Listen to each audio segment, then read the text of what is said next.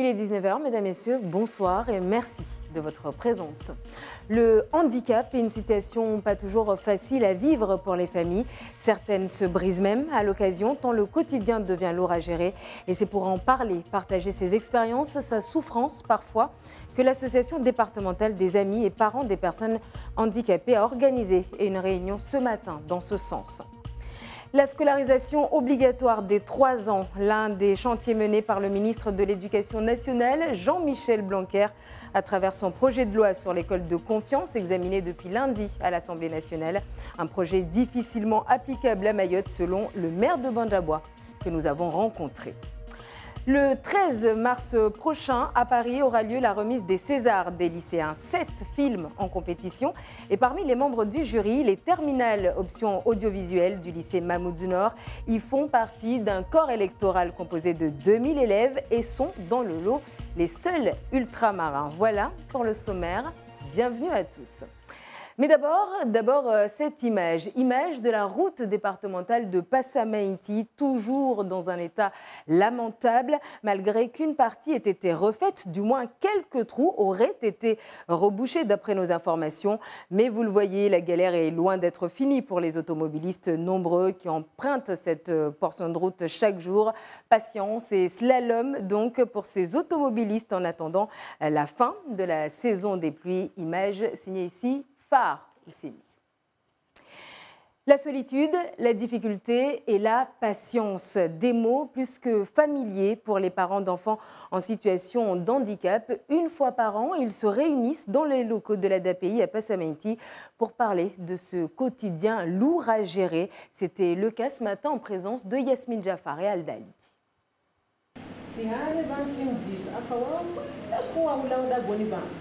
Je lui ai demandé où est-ce qu'il va tous les jours quand il quitte la maison. Il m'a répondu qu'il ne va pas rester là sous la surveillance d'une adulte. J'ai tout de suite compris qu'il parlait de ma fille. Je lui ai alors dit, tu sais, c'est très facile, va épouser une autre femme parce que moi, je compte bien rester avec ma fille. Des échanges que Douati a eus avec son mari. Le sujet de dispute est selon la maman, sa fille, en situation de handicap. À 28 ans, elle ne marche pas, dépend essentiellement de sa mère et vit au domicile familial. Les hommes ne se préoccupent pas des enfants en situation de handicap. À mon avis, c'est parce qu'ils estiment qu'ils ne vont rien leur apporter dans ce bas monde. Autour de la table, des parents qui vivent plus ou moins le même quotidien. Douafati est mère de 3 enfants en situation de handicap. Mon premier enfant a le dos courbé. L'état de ses pieds ne lui permet pas de marcher. Il ne parle pas, ne mange rien à part du lait. On lui fait sa toilette au lit, il s'habille sur place, on lui met des couches. Tout se passe pour lui au lit. Le second est épileptique. Il a les mains déformées, il a 19 ans. La troisième est une fille, elle a 5 ans. Elle a toutes ses facultés mentales. Son handicap concerne ses pieds et ses mains. Tous ici ont un proche qui est en situation de handicap. S'en occuper, faire la cuisine, accorder du temps à son conjoint, une surcharge de responsabilités pouvant mener à une saturation. Il est donc nécessaire de s'accorder un moment d'évasion. Prendre quand même 1 heure ou 2 heures ou une journée de penser à elle, de s'occuper d'elle, de faire une beauté, d'aller se promener, de voir comment il peut aller, comment il peut mener ses actions avec son mari, parce qu'il ne faut pas oublier qu'elle est une femme avant tout. C'est surtout ça, parce que s'il n'y a pas cette énergie-là, du coup, il ne peut pas mener le combat de son enfant. On le sait qu'il y a des couples qui se déchirent à cause de ça, parce que la maman n'a pas le temps, parce que la maman n'arrive pas à avoir le temps de faire ce que le monsieur désire. Des conseils, des encouragements pour des parents souvent enfermés dans un quotidien monotone.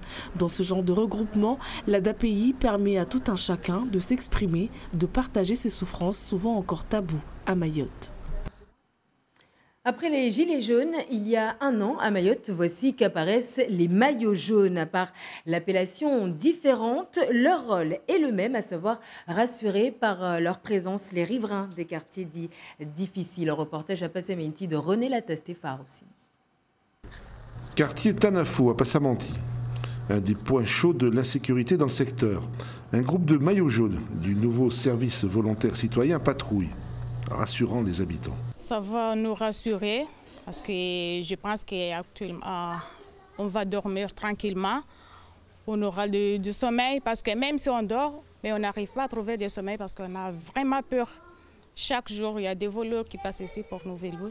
On voit des gens, on ne sait pas, ils viennent d'où, passer sur les quartiers, circuler. Des gavroches, des voyous. 115 maillots jaunes, tous volontaires, sont engagés sur Mamoudzou et sa proximité. Comme les Gilets jaunes il y a un an, ils affirment une présence de proximité sécurisante. Comme les Gilets jaunes, ils sont volontaires. La différence, c'est qu'ils dépendent directement de la police nationale et non plus d'une association. Personnellement, moi je suis Gilet jaune, le maillot jaune aujourd'hui, pour les problèmes actuellement qui arrivent dans notre village, dans tous les zones de Mamoudzou. Des problèmes sur la route, des agressions, des fausses charges, du matériel, lutter contre ça. C'est un dispositif qui est réglementaire, qui existe aussi en métropole. Et la grande différence, c'est qu'il s'agit de gens qui sont sélectionnés et qui postulent donc à ce poste qui est pourtant un poste bénévole. Et ça fait l'objet d'une signature de contrat entre l'administration et le demandeur. Et vous en attendez quoi ? On en attend principalement un lien très important avec la population. Ce sont des gens qui sont originaires du quartier où ils déambulent. Et on attend évidemment beaucoup au niveau des contacts avec les gens, le lien en fait qui existait dans les quartiers jadis. Le nombre de volontaires doit augmenter dans les mois à venir. Il y a un an, les Gilets jaunes avaient fait fortement chuter la délinquance. Le bilan des maillots jaunes sera à faire dans quelques mois. Deuxième grand titre de l'actualité, l'école obligatoire des 3 ans au lieu de 6 actuellement. L'une des réformes menées par le ministre de l'Éducation nationale, Jean-Michel Blanquer, une réforme qui ne sera pas sans conséquences dans le département. Département où, on le rappelle, le manque de salles de classe est criant. À Bandjaboua, par exemple, le maire de la commune parle d'une réforme difficile, voire impossible à mettre en place. Kalatoumi Abdelhadi, Ibrahim Dougou. Souleymana Boura a tenu à nous amener dans cette petite école maternelle de Bouyouni, symbole selon l'édile de la démographie galopante qui frappe sa commune. Là où nous y sommes, on a 3 salles de classe pour 700 habitants. Donc en termes de jeunes, alors, je ne peux rien vous dire, mais ce que je peux vous assurer, nous avons beaucoup de dossiers ici qu'on n'arrive pas à répondre, à honorer, parce que nous n'avons pas assez de place. Pas assez de place pour accueillir tous les enfants devant être scolarisés à maternelle, une situation que rencontrent toutes les communes de Mayotte. Si à la rentrée prochaine, Souleymana Boura, comme tous les autres maires mahorais, devait obligatoirement scolariser les enfants de 3 ans, ça serait impossible. Le maire demande plus de moyens. Aujourd'hui, on connaît les situations des communes. Les communes sont pratiquement, si c'était une entreprise, je disais en faillite, et qu'ils nous font plus de moyens pour construire nos écoles. C'est ce qu'il nous faut aujourd'hui, pas autre chose. Pas autre chose, dit-il. Pourtant, le SNUPP, le syndicat des enseignants du premier degré, voit une autre solution. Le syndicat a écrit aux parlementaires pour plaider que l'État assure de manière dérogatoire les constructions scolaires. Notre position, c'est que l'État prenne en charge de façon temporaire la responsabilité des constructions scolaires. À l'heure actuelle, c'est l'État qui finance normalement à 100% les constructions des écoles du premier degré. Une position que ne partage pas le maire de Bandjaboua. Vous rigolez? Non, franchement, ce n'est pas la solution. Aujourd'hui, les maires connaissent mieux leur territoire. Ce qu'il leur faut aujourd'hui, qu'on leur donne les moyens pour construire les écoles, c'est tout.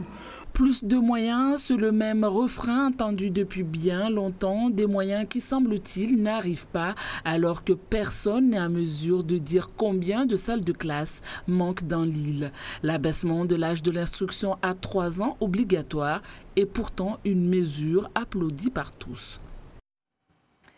On s'arrête à présent sur ce projet original, projet pédagogique qui consiste à mettre en relation élèves et dessinateurs professionnels. Un projet mené dans 4 départements, dont Mayotte et la Guadeloupe, et qui a permis la rencontre ici, chez nous, de Moniri Mbaré, un malgache qui vit à La Réunion avec les élèves de CM2 de l'école de Vaïbé. René Lataste, Phare aussi. Anis, t'as pas fini encore. Je suis désolé. Ça va prendre du temps, mais ça va prendre du temps. Le temps, le dessinateur le prend. Et les élèves aussi. Très attentifs, très concentrés. Ils dessinent leur vie, celle d'aujourd'hui et de demain. Quand je serai grande, je vais être une maîtresse, aller en France et aller à l'école université, faire tout, après travailler et je vais retourner à Mayotte, être une maîtresse et à savoir aussi à dessiner. Je dessine qu'un enfant avec son père, sa mère va voyager, après il part à l'aéroport pour la chercher. Moniri est autant pédagogue que dessinateur. Il intervient régulièrement avec des jeunes dans les écoles, les collèges, les lycées, les quartiers difficiles. Ici à Vaïbé, il amène ses enfants qui ont entre 9 et 11 ans à s'exprimer par leur dessin. Si ce n'était pas M. Moniri, on ne saurait jamais ce que ça veut dire dessiner et l'émotion parce qu'on a une émotion plus forte. Et quand je serai grande, quand je dessinerai, je penserai toujours à M. Moniri et ma classe. En tant que dessinateur, en fait, c'est déjà avoir un moment de dessin, ça c'est chouette. Et moi, mon intérêt à moi, c'est qu'il se raconte. C'est vraiment l'histoire le plus important pour moi. Et j'ai besoin aussi d'avoir un moment maoré, on va dire. C'est eux seuls qui peuvent me le raconter. Donc en venant ici, c'est un peu libérer la parole. Et ça, c'est chouette pour moi, en tout cas. Libérer la parole, c'est libérer les esprits. Pour ces enfants, c'est la clé pour leur formation. Dans ma classe, j'ai beaucoup des élèves non lecteurs, des élèves qui ne s'expriment pas. À travers la bande dessinée, tous les élèves participent. Donc la classe devient vivante, les élèves m'interpellent, même ceux qui sont timides, qui ne parlent pas, à travers le dessin, ils m'appellent, chacun raconte son histoire. Un foisonnement d'histoires qui peignent par petites touches la vie à Mayotte. Au chapitre santé, en bref, cet appel à la vigilance lancé par les autorités sanitaires concernant l'épidémie de bronchiolite qui sévit en ce moment. Vigilance auprès des nourrissons et en particulier les moins de 3 mois qui restent très fragiles. Par précaution et pendant la durée de l'épidémie, il est recommandé de ne pas sortir son bébé dans les lieux publics, de les tenir à distance d'enfants ou d'adultes malades et enfin de veiller à bien se laver les mains, laver les tétines et les doudous pour éviter tout nid de bactéries.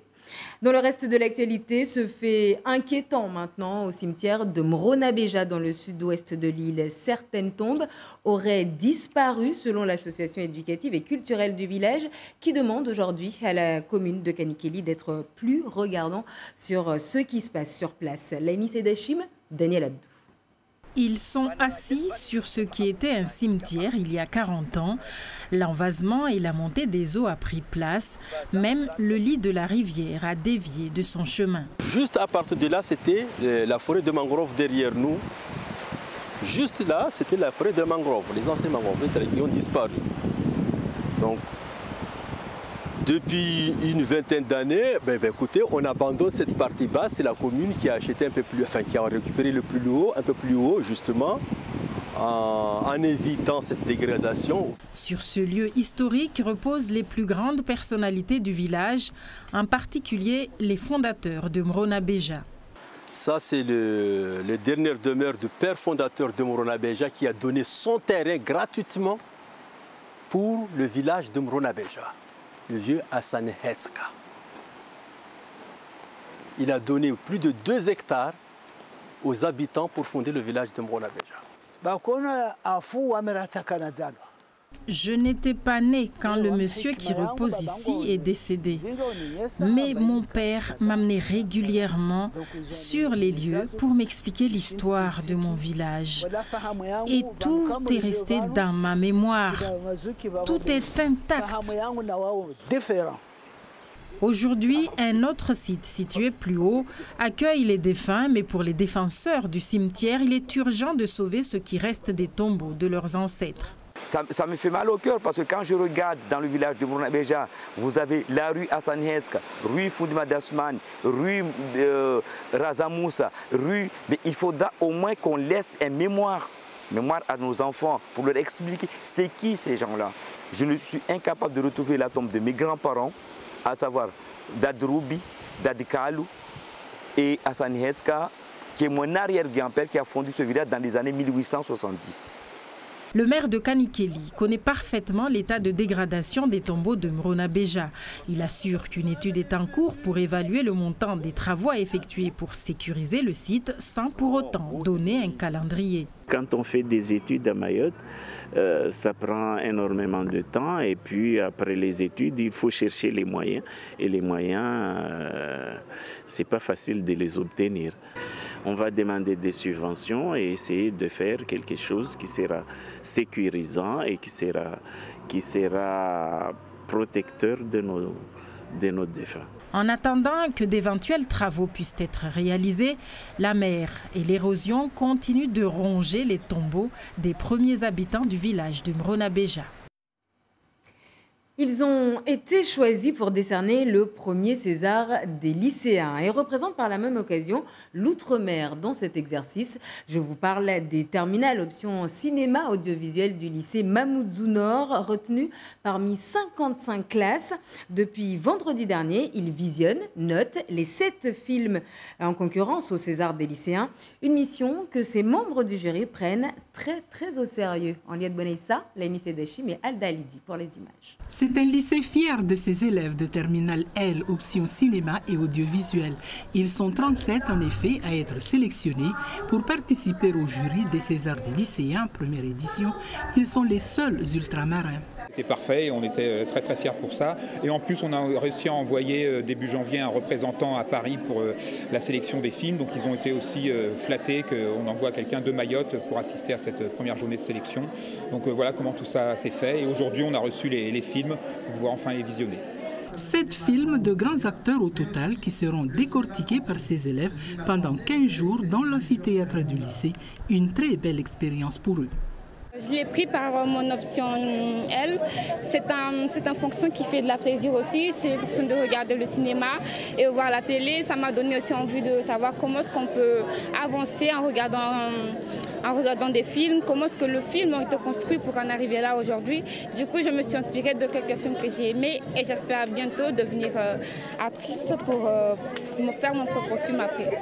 On va juger l'histoire, le jeu d'acteur. Après, je ne saurais pas vous dire des caractéristiques spécifiques parce qu'il y a des films qui auront des jeux d'acteurs qui ne seront pas de haut niveau, mais qui vont quand même me plaire. Donc ça dépendra vraiment. Mais il y a l'histoire, ce qu'on retient, le jeu des acteurs notamment. C'est du stress positif parce qu'on est honoré de pouvoir juger justement ces grands films, ces grands auteurs et on est content de pouvoir passer par ce chemin-là. On est content d'avoir été choisis aujourd'hui parce qu'en plus on est les seuls de tous les dom-toms. Donc c'est un grand honneur pour nous et on remercie encore les personnes qui nous ont choisis aujourd'hui. Munis de leur carnet avec leur grille d'évaluation, ils prennent note, discutent et débattent sur les films. Les élèves sont déjà en spécialité cinéma, donc on travaille beaucoup autour du cinéma. Mais là, en plus, ça va leur permettre de faire quelque chose qu'ils ne font jamais, c'est voir des films récents. Des films qui sont toujours à l'affiche en métropole. Donc ça, c'est absolument exceptionnel. Ils vont voir ce qui passe en ce moment en métropole, ce qui va être récompensé au César. Donc ça leur permet vraiment d'être au courant de l'actualité du cinéma. Et puis le travail, surtout qu'ils vont faire autour de ces films, c'est faire un travail critique, un travail de jury. Ces élèves voteront en ligne le 22 février. Résultats et lauréats le 13 mars prochain à Paris. Et ainsi s'achève cette édition. Avant de nous quitter, je vous rappelle cette réunion organisée ce matin à Passamainty dans les locaux de l'ADAPI, l'association départementale des amis et parents des personnes en situation d'handicap. Réunion qui permet aux familles de parler de leur quotidien, de solitude parfois, mais aussi de leur souffrance lorsqu'elles doivent accompagner l'un des leurs dans leur handicap. L'occasion de voir qu'en termes d'accompagnement, notamment psychologique, il reste encore beaucoup à faire à Mayotte pour soulager les familles. Dans un instant, Darwesh Daou pour le journal en Morée. Quant à moi, je vous souhaite de passer une très belle soirée. À demain.